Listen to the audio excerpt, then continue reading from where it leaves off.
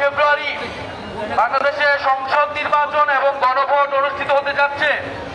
যেই নির্বাচনে জাতীয় নাগরিক পার্টি, এনসিপি, জামাত ইসলামী সহ 10 দল ঐক্যবদ্ধভাবে নির্বাচনে অংশগ্রহণ করবে এবং এই ঢাকা 11 আসন থেকে 10 দলের পক্ষ থেকে আমাকে মনোনীত করা হয়েছে।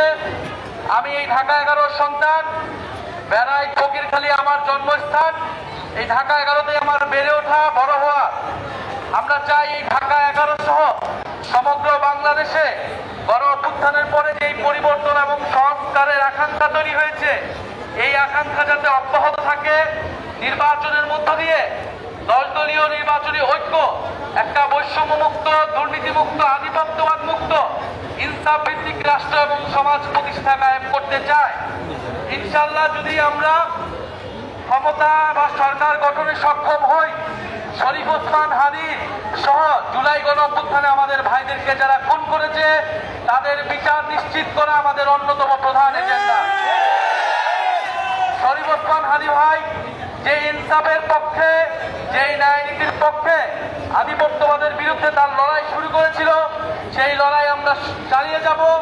এবং 5ই আগস্টের পর থেকে যারা এই মার্কেট, হাট, বাজার, টেম্পো স্ট্যান্ড সহ বিভিন্ন জায়গায় নতুন করে চাঁদাবাজি, দখলদারিত্ব, জমি দখল, ভূমি দখল শুরু করেছে, আমরা 12ই ফেব্রুয়ারি 11 আসন থেকে তাদের বিদায় ঘোষণা করব।